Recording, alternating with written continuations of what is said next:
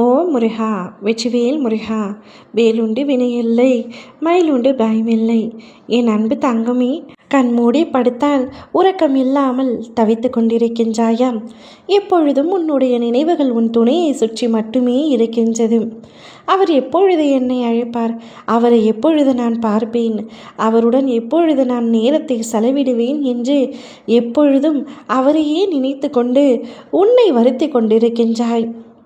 அவருடைய ஒரு நிமிட அழைப்பிற்காக ஒரு நாள் முழுவதும் கூட காத்து கொண்டிருக்கின்றாய். சில நாட்களில் அவர் உன்னை அழைக்கவில்லை என்றால் அந்த நேரத்தில் அந்த நாளையே வெறுத்தது போல உணர்கின்றாய். உன்னையே அறியாமல் கண்ணீர் வடித்து அழுது கொண்டிருக்கின்றாய். எதற்காக அவர் என்னை வெறுக்கின்றார்?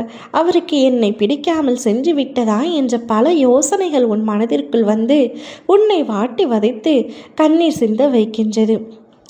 சரியாக உணவு உண்ணாமல், சரியாக உறக்கம் கொள்ளாமல் நித்தமும் தவித்து கொண்டிருக்கின்றாய். இப்பொழுது உன் துணையிடமிருந்து சற்று விலகி வந்ததினால் வாழ்க்கை வெறுத்தது போல அனைவரிடத்திலும் கோபமாக நடந்து கொள்கின்றாய். உன்னுடைய பெற்றோர்களை கூட உன்னால் அனுசரித்து செல்ல முடியவில்லை. அவர்கள் ஒரு வார்த்தை உன் நல்லதற்கு கூறினால் கூட அவர்களிடமும் நீ எரிந்து விழுந்து கொண்டிருக்கின்றாய். எங்கோ உள்ள கோபத்தை எல்லாம் வீட்டில் கொண்டு வந்து காட்டிக் கொண்டிருக்கின்றாய். உன்னுடைய கோபங்கள் எனக்கு புரிகின்றது. உன்னுடைய மன அழுத்தத்தினால் வரும் கோபம்தான் இது.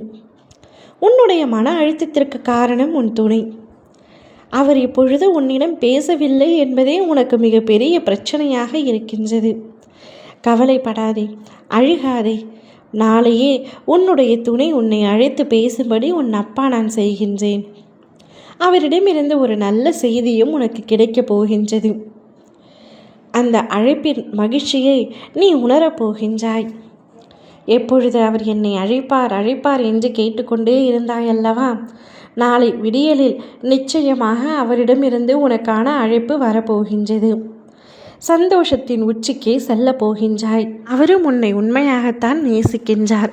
சில சந்தர்ப்ப சூழ்நிலைகளால் உன்னிடத்தில் பேச முடியாமல் இருக்கின்றது என்பதனை அவர் உன்னிடத்தில் எடுத்துரைப்பார். உனக்கு புரியும்படி அவர் செய்வார். அப்பொழுது அவர் பேசாத அந்த நாட்களில் நீ என்னென்ன செய்தாய் என்பது உனக்கே நினைவு வரும். நீயும் உன் பெற்றோர்களிடமும் குடும்பத்தினரிடமும் மன்னிப்பு கேட்பாய் மனதார. உன் துணையை நினைத்து நீ அழுது அழுது வாழ்க்கையை வீணாக்கி கொண்டிருக்கின்றாய். இந்த காலம் நாம் கடந்த காலமாக மாறப்போகின்றது. கூடிய விரைவில் உன் துணையுடன் உன்னை ஒன்றாக சேர்த்து வைக்கின்றேன். சந்தோஷமான ஒரு வாழ்க்கையை வாழப்போகின்றாய். மகிழ்ச்சியோடு காத்திரு தங்கமே. அனைத்தும் சரியாக போகின்றது. நல்லது நடக்கப் போகின்றது. ஓ முருகா, வெற்றிவேல் முருகா.